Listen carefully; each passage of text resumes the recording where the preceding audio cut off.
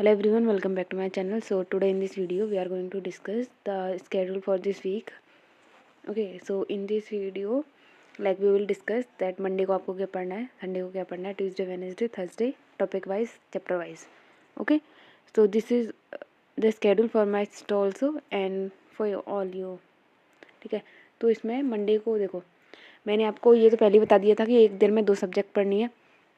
ठीक है, तो मंडे को आपको पढ़ना होता है फिजिक्स एंड बायो, ट्यूसडे को पढ़ना होता है फिजिक्स एंड केमिस्ट्री, वेडनेसडे को पढ़ना होता है केमिस्ट्री एंड बायो, थर्सडे को पढ़ना होता है बायो एंड फिजिक्स, फ्राइडे को पढ़ना होता है फिजिक्स एंड केमिस्ट्री, सैटरडे को पढ़ना होता है केमिस्ट्री एंड फिजिक्स. ठीक है, एक दिन में 2 ही सब्जेक्ट पढ़ने हैं, 2 से ज़्यादा सब्जेक्ट्स नहीं पढ़ने हैं. अब देखते हैं कि मंडे को फिजिक्स और बायो में क्या पढ़ना है.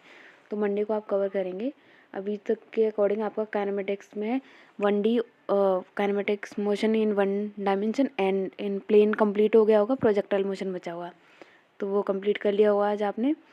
ठीक है, एंड बायो में आप करेंगे एनाटॉमी.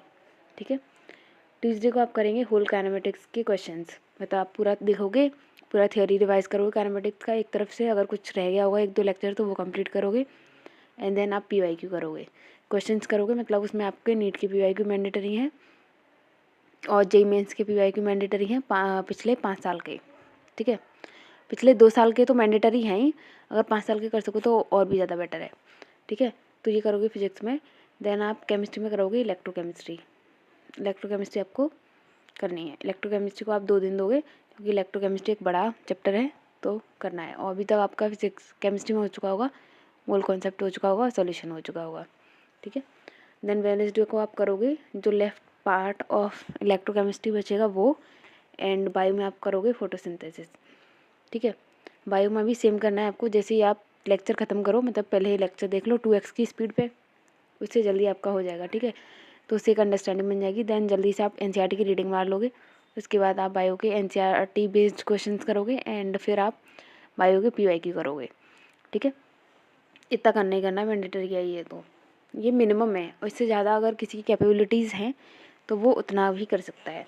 देन आप थर्सडे को करोगे बायो में करोगे रेस्पिरेशन एंड फिजिक्स में करो आप ग्रेविटेशन. ठीक है, ग्रेविटेशन मैं इसलिए बता रही हूँ काइनेमेटिक्स के सीधा बात, क्योंकि ग्रेविटेशन देखो काइनेमेटिक्स के बाद फिर आपका स्टार्ट हो जाएगा NLM, work power, energy, collision and centre of mass, fluid rotation, heat and waves. But हम देखेंगे वेटेज वाले चैप्टर्स को हम पहले करेंगे. तो ग्रेविटेशन से हर साल 1 या 2 क्वेश्चन आते ही आते हैं, तो पहले ग्रेविटेशन करेंगे. देन उसके बाद में हम करेंगे इलेक्ट्रोकेमिस्ट्री, इलेक्ट्रोस्टैटिक्स, क्योंकि ग्रेविटेशन और इलेक्ट्रोस्टैटिक्स ऑलमोस्ट मतलब 70 to 80% सेम है. तो ग्रेविटेशन के बाद इलेक्ट्रोस्टैटिक्स करना है. उसके बाद में इलेक्ट्रोस्टैटिक कैपेसिटर पोटेंशियल वाला जो है वो करना है. ठीक है, फिर उसके बाद में हम मॉडर्न स्टार्ट करेंगे, क्योंकि मॉडर्न का अच्छा खासा वेटेज रहता है. मतलब मैं इस वीक का दे रही हूँ, अगर ये वीक आप इसे फॉलो कर पाओ तो मैं आगे का भी आपको बता दूँगी. ठीक है, मुझे बताना कमेंट्स में कि किस आगे का भी चाहिए या नहीं. अभी इस वीक का फॉलो करो स्ट्रिक्टली, कुछ अच्छा सरप्राइज़ है 1 तारीख को आपको पता चलेगा. ठीक है, फ्राइडे को देन आप करोगे जो लेफ्ट ग्रेविटेशन का पोर्शन बचेगा वो, एंड ग्रेविटेशन के क्वेश्चंस, मतलब सेम नीट के PYQ एंड JEE मेंस के PYQ. अगर इससे ज़्यादा कर पाओ तो वो कर लेना. केमिस्ट्री में आप करोगे काइनेटिक्स. ठीक है, क्योंकि जब तक मोल हो जाएगा, सॉल्यूशन हो जाएगा, इलेक्ट्रो हो जाएगा, देन आप काइनेटिक्स शुरू कर दोगे. और सैटरडे को आप करोगे काइनेटिक्स, उसके क्वेश्चंस एंड PGR. ठीक है, और उसके क्वेश्चंस. संडे को आपको क्या करना होता है, जो भी आपके ये पहले 6 दिन होते हैं इसमें से आपके स्केड्यूल के अकॉर्डिंग अगर कुछ बच जाता है तो वो करोगे आप left portion of this 6 days. ठीक है, तो उसके अकॉर्डिंग करना है. तो संडे को उसके अकॉर्डिंग करना है. आपको लग रहा है कि भाई इनमें से अगर कोई चैप्टर हार्ड था, आपको इतना समझ में नहीं आया, तो उसका रिवीजन कर लो, उसके वापस क्वेश्चन कर लो. इतना करना होता है संडे को. ठीक है, अभी पहले सिलेबस कंप्लीट कर लेते हैं. तो ये हो गया, इसको फॉलो कर लो विद ऑल द डेडिकेशन. अगर ये हेल्प करेगा तो मैं आगे वाली वीक का भी अपलोड कर दूँगी आपका स्केड्यूल, एंड ये तो करना ही करना है. अब मैंने अपनी सिस्टर के आवर्स, जो पहले मैंने 8 आवर्स उसको दिए थे, वो बढ़ा के मैंने 9 आवर्स कर दिए.